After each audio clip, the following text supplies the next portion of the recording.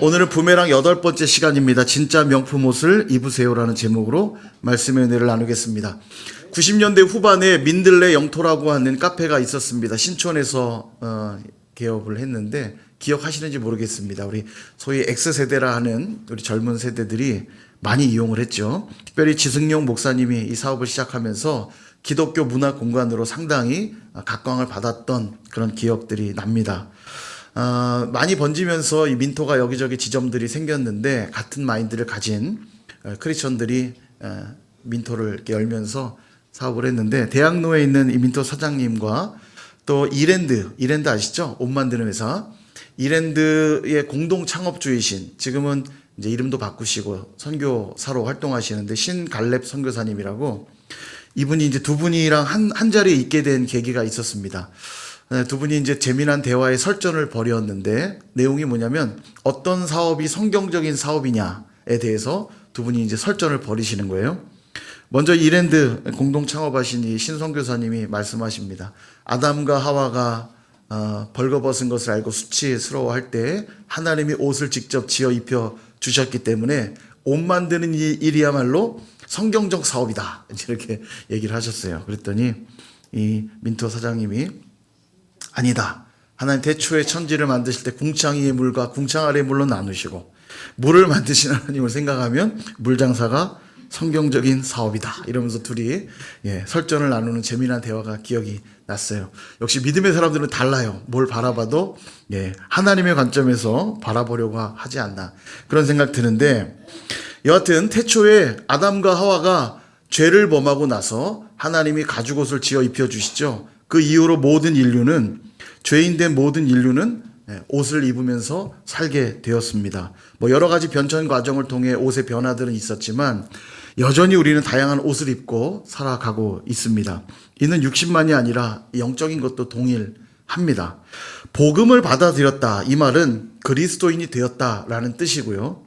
그리스도인이 된다는 게 얼마나 놀라운 것이냐면 하나님의 자녀가 되었다는 뜻이기 때문인데, 오늘 26절에 보니까 너희가 다 믿음으로 말미암아 그리스도 예수 안에서 하나님의 아들이 되었으니. 아멘. 하나님은 모든 사람을 창조하셨습니다. 우리 모두는 다 하나님의 피조물임에 분명하지만 모두가 하나님의 자녀는 아닙니다. 요한복음 1장 12절에 보니까 같이 한번 읽어볼까요? 시작. 영접하는 자 곧 그 이름을 믿는 자들에게는 하나님의 자녀가 되는 권세를 주셨으니. 아멘. 그렇습니다. 예수 그리스도를 믿는 이들에게 하나님의 자녀가 되는 특권과 은혜를 주셨다고 말씀하고 있습니다. 간절히 바라기는, 혹시 아직 예수님을 마음 가운데 삶 가운데 모시지 못한 분들 계시다면 이 예배를 통해서 예수님을 영접하시고 하나님의 자녀 되는 축복을 누리실 수 있기를 주님의 이름으로 축원합니다. 근데 좀 전에 보셨던 그 26절 말씀에서 하나님의 아들이 되었다, 이렇게 표현하는데, 이 아들은 원문을 보면 복수형으로 되어 있습니다. 그러니까 하나님의 아들들이 되었으니, 이런 말이죠. 누가 물어요. 성경은 맨날 아들이라고만 하냐, 나는 딸인데. 불만을 표출하는 분이 있어요. 성차별 아니냐. 당연히 아닙니다. 성경에는 여성을 드러내는 명사도 많아요. 신부 같은 표현들, 요즘 참 조심스럽습니다. 막 동성결혼들 하니까 남성 신부도 있는지 모르겠으나 그건 다 잘못된 거죠. 신부라는 표현 역시 여성들을 의미하는 게 아니라 남자든 여자든 예수님의 신부들이 되었을 때 누리는 축복에 대한 설명일 뿐이지, 이게 남녀를 구분하는 표현들 아닙니다. 그러니까 여기 지금 하나님의 아들들이 되었다는 건 당연히 아들만 표현하는 게 아니고, 아들이든 딸이든 남자든 여자든 하나님을 믿는 자들은 자녀가 되었다, 이렇게 이해하시면 되겠어요. 근데 왜 아들들이란 표현을 쓰고 있느냐? 이는 그리스도인들 전부를 말하는 것으로서 아들들이니까요. 아들이란 표현을 굳이 쓰고 있는 이유는 이것입니다. 29절. 너희가 그리스도의 것이면 곧 아브라함의 자손이요 약속대로 유업을 이을 자니라. 아멘. 하나님의 유업을 잊게 해주시겠다고 하는 이 말을 하시려고 우리를 아들이란 표현을 쓰고 있는 거예요. 마치 아버지가 아들에게 유업을 물려주고 유산을 물려주듯이 하나님의 아들이 된 자들에게 당신의 유업을 물려주시겠다는 말씀을 하시려고 아들이 되었다는 표현을 쓰고 있는 겁니다. 그런데 당시의 남녀 문화의 차별이 크던 시대에 이 말은 엄청난 발언이라는 걸 알 수 있습니다. 고대 사회는 딸들에게 유산을 물려주지 않았습니다. 성경에도 보면 유산에 대한, 유업에 대한 기준들이 있는데, 물론 성경에는 아들이 없이 죽은 경우, 딸만 두는 경우는 딸들에게도 땅을 물려줄 수 있는 명령을 주고 있긴 하지만, 아들이 있는 이상은 딸에게는 절대 기업이 돌아가지 않습니다. 그런데 누구든지 그리스도를 믿기만 하면 남자가 됐든 여자가 됐든 법적 상속자가 되어서 유산을 물려받을 수 있다고 말씀하고 계시니 당시로선 굉장히 파격적인 이야기일 수밖에 없는 거죠. 그러면서 하나님의 아들들이 될 수 있었던 이유를 이렇게 말합니다. 27절 다 같이 한번 읽어보겠습니다. 시작. 누구든지 그리스도와 합하기 위하여 세례를 받은 자는 그리스도로 옷 입었느니라. 아멘. 여기 27절 앞에 보면 왜냐하면이란 말이 생략되어 있는데 연결해서 정리하면 이런 겁니다. 우리가 하나님의 아들들이 되었다. 왜냐하면 그리스도로 옷 입었기 때문이다 라고 말씀하고 있다는 겁니다. 그리스도로 옷 입었단 말에 몇 가지 의미가 있는데 첫 번째는 신분이 변화되었음을 말하고 있습니다. 당시 사회에서 옷은 그 사람의 신분을 보여주는 중요한 기준이었습니다. 먼저 남녀의 구분이 일어나고요. 남자 여자 옷이 정확히 구분됐거든요. 뭐 오늘날처럼 남녀 구분이 없는 옷들이 요즘은 많지만 과거에는 반드시 남자는 남자 옷, 여자는 여자 옷을 입게 되어 있죠. 또한 사회적 계층도 드러납니다. 신분의 높고 낮음이 드러나요. 조선시대만 해도 총 4개의 신분이 있지 않습니까? 양반과 또 중인, 상민, 종 이렇게 4개로 구분되는데 입는 옷이 다 달랐고 옷만 보면 그가 어떤 신분을 가졌는지 알 수 있죠. 어느 민족인지도 보여줍니다. 중국에 가보면 우리는 뭐 단일 민족이라 해서 크게 그 구분들이 없었는데 중국만 가도 55개의 소수 민족이 있습니다. 굉장히 많죠. 다양합니다. 뭐 한족으로부터 시작해서 회족, 장족, 조선족, 묘족, 백족 다양한 족속들이 있는데 그들이 입는 복장들은 다 달라요. 자기 전통의 복장들이 있거든요. 한복도 있죠. 조선족들을 표현할 때 이 한복. 그래서 이 소수민족 박물관에 가면은 다양한 옷들이 이렇게 진열되어 있는 걸 보게 되는데 이처럼 우리도 그리스도로 옷을 입는 순간 세상의 신분과 민족을 뛰어넘는 그리스도의 정체성, 하나님의 아들들이 되었다는 것을 말하고 있다라는 거죠.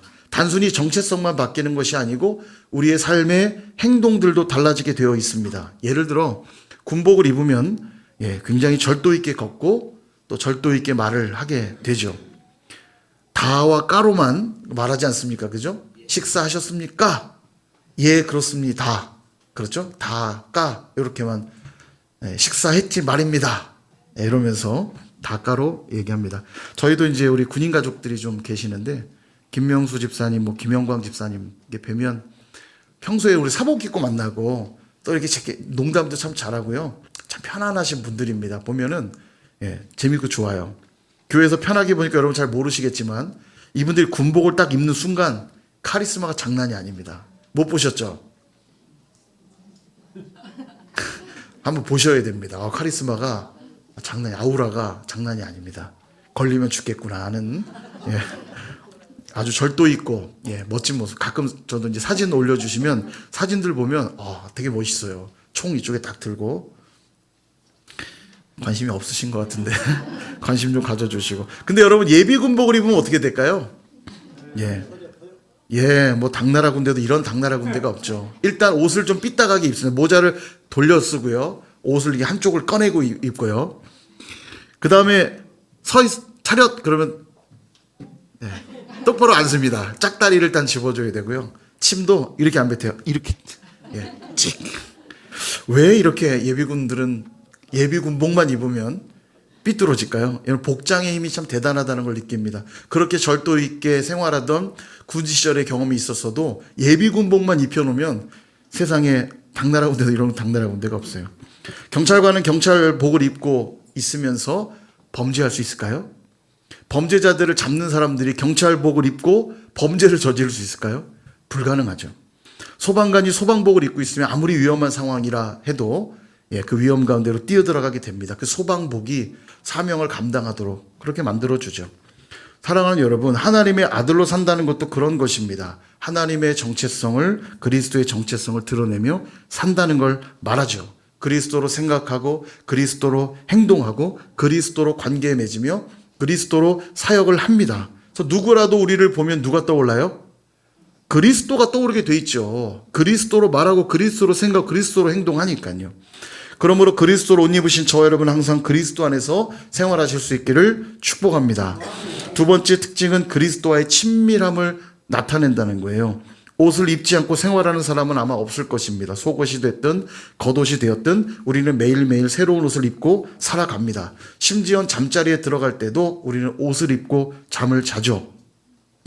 예, 안 그러신 것처럼 지금 가만히 계시는데, 예, 벌거벗고 생활하시는 분 계십니까? 아무리 집에서 나 혼자 편안하게 있어도 벌거벗고 계신 분은 없을 거예요. 그런 점에서 옷이란 우리 삶에 가장 밀착되어 나를 드러내는 것이 아닌가 생각해 보게 됩니다. 동일하게 그리스도로 옷 입었다는 것은 그리스도와의 친밀함을 의미합니다. 뿐만 아니라 이 옷이 없으면 한 걸음도 밖으로 나갈 수가 없잖아요. 동일하게 그리스도로 말미암지 않고는 어디도 갈 수 없는 자가 바로 그리스도인들이라는 거죠. 이게 그리스도로 옷 입었다는 것의 두 번째 의미입니다. 세 번째는 온전히 받으셨다는 의미가 있는데, 옷은 우리의 최종적인 모습을 보여줍니다. 우리 몸 안에는 상처도 있고 또 흉터도 있고 심지어는 더러운 때도 있을 수 있습니다. 그러나 옷을 입고 있는 한 드러나지 않죠. 동일하게 우리가 허물과 죄로 물들어 있고 더럽혀져 있는 존재들이지만 하나님이 우리를 보시는 최종적인 모습은 무엇이냐? 그리스도로 옷 입고 있는 이상 하나님이 우리를 바라보실 때 누가 보여요? 그리스도가 보이죠. 그리스도로 옷 입었으니까. 여전히 우리는 허물과 죄가 있으나, 여전히 우리는 더러운 존재이나 그리스도로 옷 입은 이상 우리에게선 그리스도가 보이는 겁니다. 아담과 하와가 죄를 짓고 숨어 있을 때 하나님이 가죽옷을 지어 입혀 주시죠. 죄악된 수치를 가려 주십니다. 가죽옷을 만들어 입히려면 먼저 뭘 해야 되죠? 동물을 잡아야 되고요. 동물의 피를 바닥에 뿌려야 됩니다. 버려져야 되죠. 동일하게 하나님은 우리의 죄와 허물의 수치를 해결해 주기 위해 하나님의 어린 양이신 예수 그리스도를 죽이시고 그 피를 뿌리사 그리스도의 옷을 우리에게 입혀 주셨다라는 거예요. 누가복음 15장에 돌아온 탕자가 그랬죠. 거짓골을 하고 돌아온 탕자. 오죽하면 신발도 신고 있질 않았습니다. 아버지를 보기 좋게 떠났던 죄인이었기에 품꾼으로만 받아줘도 난 너무 감사할 거란 생각으로 돌아왔지만 아버지는 어떻게 하세요? 가장 좋은 옷을 입혀주시면서 누가 뭐래도 너는 내 아들이라 인증을 해주십니다. 그런 거예요. 그의 삶의 모습만 보면 아들로서의 자격이 하나도 없는데 하나님 우리에게 좋은 옷을 입혀주시면서 너는 종도 아니고 외인도 아니고 내 사랑하는 아들이라고 말씀하고 있는 겁니다. 이것이 바로 그리스도로 옷 입었다는 세 번째 의미인 것이에요. 자, 근데 이제부터가 중요한데 그리스도로 옷 입어서 하나님의 아들들이 되었다는 것은 아주 독특한 특징이 하나 있습니다. 28절 같이 한번 읽어볼까요? 시작. 너희는 유대인이나 헬라인이나 종이나 자유인이나 남자나 여자나 다 그리스도 예수 안에서 하나이니라. 아멘. 그 특징이 이겁니다. 어쩌면 너무 당연한 건데 그리스도로 옷 입게 됨으로써 우리의 신분은 하나님의 아들이 되었죠. 너도 하나님의 아들이고 나도 하나님의 아들이고 또 우리에 있는 모든 허물과 죄악들이 다 가려져서 의롭다 여김 받았기에 너도 의롭고 나도 의롭고 그러니 거기에 누가 더 잘났냐 못났냐 따질 일이 없어졌고요. 누가 더 높냐 누가 더 낮냐 비교할 일이 없어졌고요. 누가 더 의롭냐 누가 더 더럽냐 확인할 필요가 없어졌다는 거예요. 그러므로 하나 될 수밖에 없는 거죠. 근데 안타깝게도 갈라디아 교회는 그렇지를 못했습니다. 그리고 오늘날 교회된 우리 안에도 그런 모습들은 어렵지 않게 찾아볼 수가 있죠. 그럼 왜 하나됨이 중요한가? 에베소서 4장 3절에서 4절은 이렇게 말씀합니다. 평안에 매는 줄로 성령이 하나 되게 하신 것을 힘써 지키라. 몸이 하나요. 성령도 한 분이시니 이와 같이 너희가 부르심의 한 소망 안에서 부르심을 받았느니라. 아멘. 부르심으로 소망, 한 부르심으로 부름받아 우리가 하나가 되었기에 우리 해야 될 일은 뭐냐? 그 하나 된 것을 힘써 지키는 것이다. 이렇게 말씀해요. 그러니까 우리가 예수를 믿고 구원받았다는 건 다른 말로 표현하면 하나가 되었다라는 말이고 예수를 믿으며 살아간다는 건 그 하나됨을 지켜나가는 것이다. 이렇게 말합니다. 그래서 여러분 하나됨은 바로 교회의 정체성이고 복음을 경험하는 자들의 모습이라는 거예요. 근데 우리 안에 이 하나됨을 깨트리는 것들이 있다는 겁니다.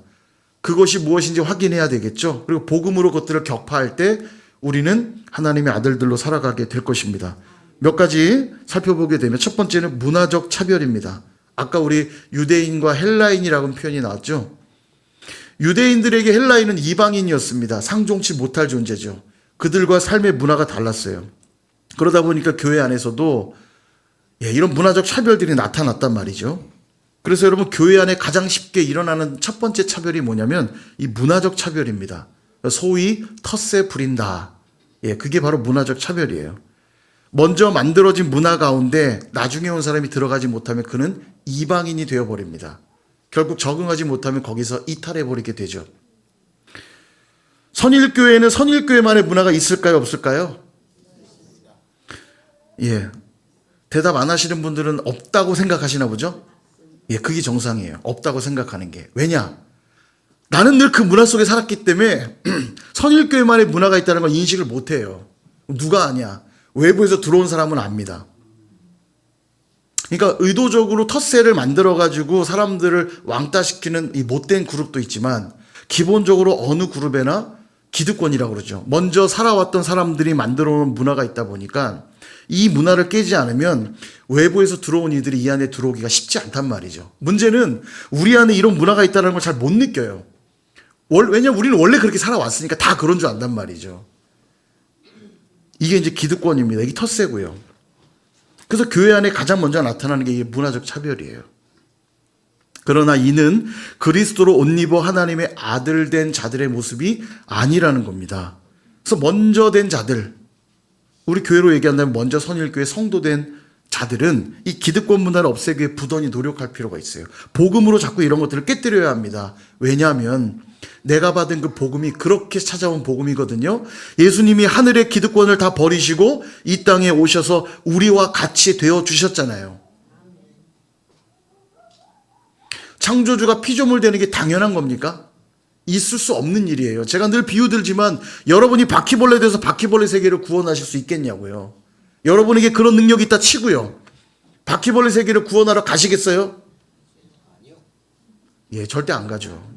이거보다 더 큰 충격이라니까요. 사람이 바퀴벌레 되는 건 피조물이 피조물 되는 거지만 창조주가 어떻게 피조물이 되시냐고요. 그분이 얼마만큼 내려왔는지 아시겠죠? 우리가 어린아이 대할 때 어떻게 합니까? 눈높이를 맞추게 무릎을 먼저 꿇고, 마치 그 아이의 종이 된 것처럼 무릎을 꿇고 그 아이에게 이렇게 말합니다. 밥 먹었지요? 바보 같은 혀 짧은 소리 하지 않습니까? 그죠? 왜 그렇게 하죠?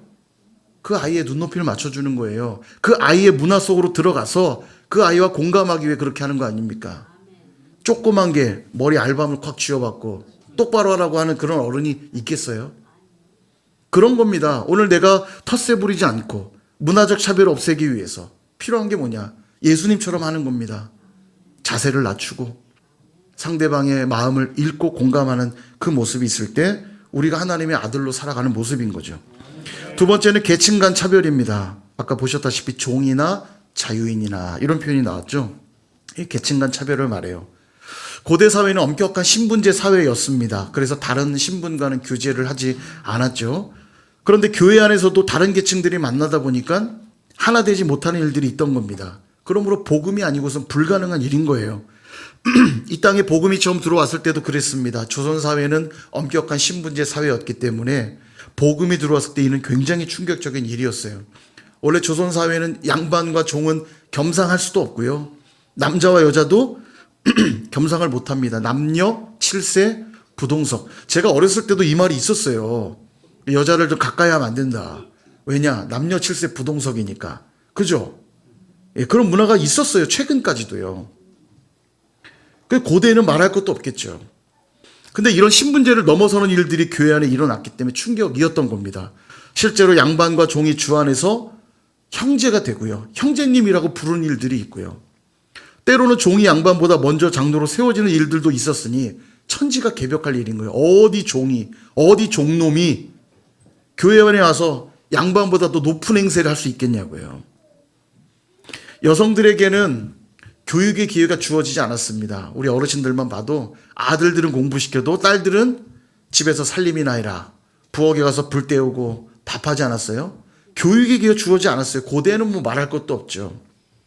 그런데 복음이 들어온 다음에 여성들에게도 교육의 기회가 주어집니다. 말씀 사경회란 이름으로 교육받게 되고 또 여성들을 위한 교육기관들이 세워지죠. 이화학당 같은, 지금 이화여대가 다 그 전신 아닙니까? 여성들을 위한 교육기관을 만들어서 교육받을 수 있는 기회들이 주어졌어요. 충격적인 일이 일어난 겁니다. 이게 복음의 힘이에요. 너도 나도 다 하나님의 아들들이 되었기 때문에 계층 간의 차별이 있습니까? 없습니까? 없죠. 너도 아들이고 나도 아들인데요. 그래서 우리 혈액형은 이제 다르다고 그랬죠? 여러분 혈액형이 뭐예요? A형이세요? A형 손 들어보시고. B형이세요? B형 손 들어보시고. 뭡니까? 다 O형이세요? O형? AB형? 짜증나게 왜 자꾸 묻냐? 뭡니까? 손도 안 드시고. 우리 혈액형은 한 아버지를 모시는 예수의 피로 하나 된 우리는 크리스천 C형이잖아요. C형. A형도 아니고 B형도 아니고 무슨 형이요? 밖에 나가서 혈액형이 뭡니까? 물어보면 뭐라고 대답해요? 그러면 깜짝 놀랄 겁니다. 돌봄이 필요한 사람으로 이해될 수도 있어요. 아무튼 우리는 바로 그런 존재인데 오늘날은 그럼 신분제 사회가 아니니까 문제 없나? 아닙니다. 또 다른 형태의 계층의 갈등이 계속 있어요. 소위 갑질이란 말들이 있지 않습니까? 부자와 가난한 자들의 갈등, 상사와 부하 직원과의 갈등, 심지어 남녀 간의 젠더 갈등까지도 심각합니다. 이런 게 교회 안에까지 들어와서 문제를 일으키기도 하는 거죠. 그러나 진정한 복음은 이런 모든 계층을 허물어 버립니다. 왜냐하면 너도 아들이고 나도 아들이니까. 너도 의롭게 여김 받은 것이고 나도 의롭게 여김 받았으니까. 예전에 여기 가깝게 GM 대우가 있으니까 쉐보레 대우가 부도가 난 다음에 GM에서 들어와서 인수합병하면서 GM 대우라는 이름으로 출범을 하죠. 그 법인을 가면서 여러 이사진들을 구성할 때 대부분 다 외국인 이사가 구성됐는데 단 한 사람 한국인 이사가 선임이 됐습니다. 이분이 누구냐면 우리 교회 안수 집사님이었어요. 근데 이 기사가 날 때까지도 몰랐습니다. 이분이 참 겸손한 분이에요. MIT에서 유학도 하시고 LG그룹에서 몇 손가락 안에 드는 높은 자리에 있는 분인데 전혀 몰랐어요. 교회에서 얼마나 겸손히 이렇게 섬기시고 주일학교 교사를 매년 하셨는데 부장을 할 때는 얼마나 교사들을 잘 섬기시는지 참 귀감이 되고 참 칭찬받는 그런 집사님이었는데 어느 날 기사 보고 알았어요. GM 대우 이사로 선임됐다는 걸 보게 됐어요. 여러분 사회에서 이 정도의 위치에 있으면 교회에서도 어깨에 힘 좀 줘야 되는 거 아니에요. 그죠? 이분 전혀 그런 게 없었어요. 복음은 우리를 그렇게 이끌어갈 수 있어요. 예전에 제가 군 생활할 때도 군 교회에 가보면 군복 입고 있는 건 사병이요. 사복 입고 있는 건 다 직업군인들입니다. 직업군인들은 당연히 사복 입고 오잖아요. 그죠? 군복을 입고 있는 건 사병들이니까 계급도 다 보이고 그러니 군은 당연히 계급 사회니까 교회에서 만나도 당연히 상관이 편하게 얘기할 수 있죠. 김상병, 지병장 얘기하면서 이렇게 저렇게 제가 한 번은 찬양인도 끝나면 딱 불러요.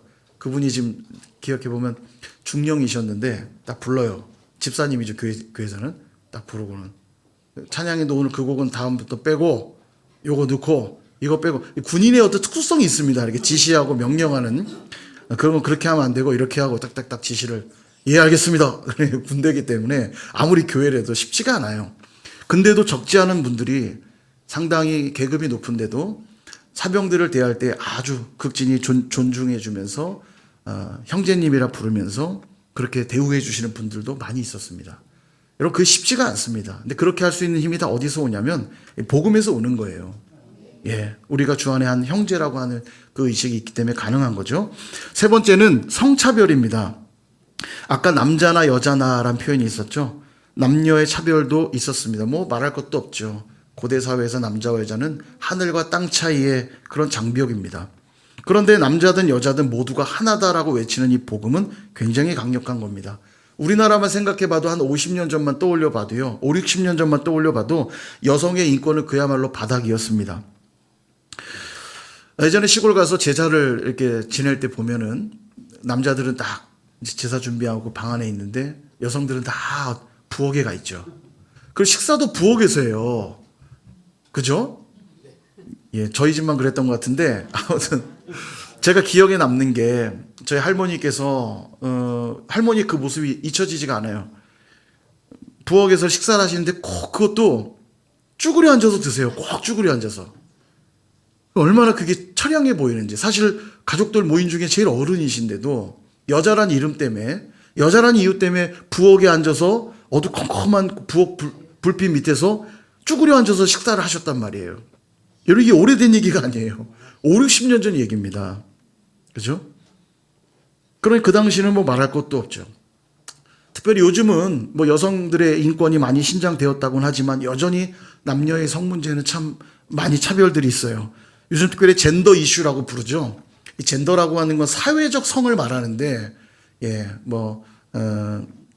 이 생물적인 성을 넘어서 사회적인 성에 관한 이슈들이 요즘 심각합니다. 이대남이라는 표현들 뉴스에서 많이 보셨을 텐데, 이대남이 20대 남자가 이대남에 줄여서. 근데 이대남들의 여성 혐오가 굉장히 심각하죠. 그래서 우리가 정치권에서도 이대남들을 동원하기 위해 막 여성 혐오 발언들을 막 하고 이런 일들이 있어요. 요즘에도. 그렇다고 여성들은 그럼 없느냐? 여성들도 남성 혐오 분위기가 있죠. 이 페미니스트라고 부르는 소위 여성주의자들이라고 말하는 이들인데, 이 페미, 줄여서 페미라고 그래요. 이 페미 논쟁도 심각합니다. 양성평등을 지향하고 차별을 없애자고 시작됐지만 결국 여성들의 인권을 강조하다 보니까 남성 혐오로 이어져요. 여자들은 남성 혐오를 하고 남성들은 여성을 혐오하고. 이 페미들 문제가 심각합니다. 여러분, 젊은이들 사이에 이 페미들 안에 이 동성애 문제도 굉장히 심각하고요. 제가 예전에 지도하던 학생 하나가 찾아와서는 자기 언니 문제를 얘기하면서 자기도 신앙의 갈등이 너무 크다는 거예요. 언니가 이 페미인데, 숙대 페미인데, 여러분 아실지 모르겠지만 이 페미가 제일 강한 학교가 숙대입니다. 숙대 페미가 제일 강화되는데 자기 언니가 그 숙대 페미라는 거예요. 근데 이제 교회는 다니니까, 근데 교회에 보면 예를 들어 동성애에 대해 금지에 대한 명령도 있고 여러 가지 기준들이 있잖아요. 보면서 이 페미 이슈가 자기들에게 더 중요하니까 성경을 왜곡해서 읽는 거예요. 동생에게 그런 것들을 자꾸 집에서 가르치니까 이 친구가 자꾸 혼란스러운 거예요. 그래서 저를 찾아왔습니다. 제가 성경으로 정리해주고 상담해준 기억이 나는데, 여러분, 이게 오늘날의 이 성차별 문제 굉장히 뿌리가 깊고 심각해요. 그러나 복음은 이런 갈등을 뛰어넘게 하는 능력이라는 거예요. 남자와 여자는 차별의 대상이 아니라 보완과 협력의 대상 아닙니까? 하나님이 아담을 창조하시고 그의 갈비뼈를 취하여 여자를 만드시고는 뭐라고 부르셨냐면 돕는 배필이라 하셨어요. 남자든 여자든 서로를 돕고 협력하라고 만들어 주신 거죠. 그러니까 복음 안에 있으면 차별이 아니라 함께 더불어 살아갈 수밖에 없는 거예요. 말씀을 정리합니다. 사랑하는 여러분, 옷 입는 것이 왜 이렇게 중요한가? 우리 마지막 날에도 입게 될 옷이 있는데요. 바로 그것이 뭔가 한번 볼까요? 요한계시록 19장 11절에서 13절. 또 내가 하늘이 열린 것을 보니 보라, 백마와 그것을 탄 자가 있으니, 백마와 탄 자가 있는데 그 이름은 충신과 진실이래요. 공의로 심판하며 싸우는데, 12절, 그 눈을 보니 불꽃 같고 머리에는 많은 관들을 쓰고 있대요. 여러분, 이분이 누굴 것 같으세요? 백마 타셨고 충신과 진실이라는 이름을 가졌으며 눈이 불꽃 같고 많은 관을 쓰고 계신 그분 누굴 것 같으세요? 예수님이죠. 예수님. 이 계시록 19장은 앞에 어린 양의 혼인잔치가 나오고요. 이 어린 양의 혼인잔치의 주인 되시는, 그 잔치의 주인공 되시는 예수님의 모습들을 설명하고 있어요. 근데 그분이 13절, 그가 피 뿌린 옷을 입었는데 그 이름은 하나님의 말씀이라. 요한복음에 말하죠. 태초에 말씀이 계시니라, 그 말씀이 곧 하나님이시라. 예수님을 의미하는 거예요. 예수님이 무슨 옷을 입고 계시다고요? 피 뿌린 옷을 입고 계시대요. 자, 예수님이 지금 분명히 옷을 입고 계시죠. 자, 그런데 이 옷을 입고 계신 예수님 뒤에도 누군가 있어요. 19장 14절 같이 한번 읽어보겠습니다. 시작. 하늘에 있는 군대들이 희고 깨끗한 세마포 옷을 입고 백마를 타고 그를 따르더라. 아멘. 그 뒤를 따르는 자들은 누구냐? 깨끗한 세마포 옷을 입은 군대가 그 뒤를 따르고 있다는 거예요. 누굴까요? 바로 그리스도로 옷 입은 자들, 성도된 자들, 깨끗한 세마포 옷을 입은 군대가 바로 그들이에요. 세마포 옷은 성도들의 옳은 행실이라 이렇게 말씀하거든요. 여러분, 무엇으로 우리가 옳다 여김 받을 수 있을까요? 예수님의 말씀 따라 살아갈 때 옳다 여김을 받죠. 이게 우리가 마지막에 입어야 될 그 세마포 옷인 겁니다. 피 뿌린 옷을 입고 계신 그리스도를 바로 세마포 옷을 입고 주님의 뒤를 따라가는 자들이 성도들이요, 그리스도인이요, 그들이 바로 하나님의 아들들이라고 말씀하고 있는 것입니다. 그러므로 영적으로 내가 무슨 옷을 입을 것인지 이제 그것을 삶에 적용해야 되겠죠. 그 옷을 입는다는 의미가 무엇인지 한번 살펴보면 에베소서 4장 22절에서 24절 너희는 유혹의 욕심을 따라 썩어져가는 구습을 따르는 옛사람을 벗어버리고 오직 너희의 심령이 새롭게 되어 하나님을 따라 의와 진리의 거룩함으로 지으심을 받은 새 사람을 입으라. 아멘. 벗어버리라, 입으라, 다 뭐에 관한 표현들입니까? 옷에 관한 표현들이죠. 먼저 벗어야 될 게 있다는 거예요. 옛사람을 벗어버리라는 겁니다. 죄와 허물로 더럽혀지고 냄새나던 옷, 고집스럽고 완악하여 내 뜻대로 살았고 세상 가치관에 쩌들어 자신의 정욕과 욕망을 위해 살았던 옛 자아는 벗어버려야 합니다. 그것이 아무리 좋아 보여도 이런 것들은 아무리 포장한다 해도 그저 짝퉁 옷일 뿐이라는 거예요. 아무리 멋져 보이게 입어보려 해도 짝퉁 옷일 뿐이라는 겁니다. 옛사람을 입고 있는 한 교회 안에서도 계속 일어나는 이런 갈등과 분열밖에 없는 거예요. 복음으로 하나 되어야만 너도 아들 나도 아들 너도 이롭고 나도 이로우니까 하나 되는 건데 옛사람의 옷을 자꾸 입고 있으니까 교회 안에 자꾸 일어나는 일들은 갈등과 분열뿐이라는 거예요. 그러므로 내가 자꾸 교회에 갈등과 분열을 일으키고 있다면 무엇으로 옷 입고 있지 않다는 얘기예요? 그리스도로 옷 입고 있지 않다는 얘기입니다. 옛사람을 입고 있다는 거야 아직도요. 그러나 그것을 벗어버리고 우리가 입어야 될 옷은 뭐예요? 의와 진리의 거룩함으로 준비된, 즉 성령과 말씀으로 준비된 새 사람을 입어야 된다고 말씀하고 있는 겁니다. 이것이 오늘 저와 여러분이 입어야 될 명품 옷인 거예요. 하나님이 준비해 주신 명품 옷인 겁니다. 명품 입으실 거예요? 짝퉁 입으실 거예요? 몸만 그냥 덮으면 그만입니까? 명품 입어야죠. 똑같이 두 옷이 있다면 명품 옷을 입어야 폼이 나죠. 그렇게 그리스도로 옷 입은 자들은 이제는 예수로만 생각하고 예수로만 말하고 예수로만 행동하게 되기 때문에 우리 서로의 문화가 다를 수 있겠죠. 서로의 사회적 지위가 다를 수 있지만, 서로의 경제적 형편이 다를 수 있지만, 서로의 성별이 다를 수 있고, 서로의 성장 과정이 다르고, 서로의 스타일들이 다르지만 우리는 그리스도 안에서 하나 되게 될 줄로 믿습니다. 그리고 그들을 보면서 사람들은 우리를 뭐라고 불러요? 하나님의 아들들이라고 부르게 되는 거예요. 그렇게 복음으로 준비된 영적 명품의 옷을 입고 진정한 하나님의 아들들로 살아가시는 저와 여러분 다 되시기를 주님의 이름으로 축원합니다.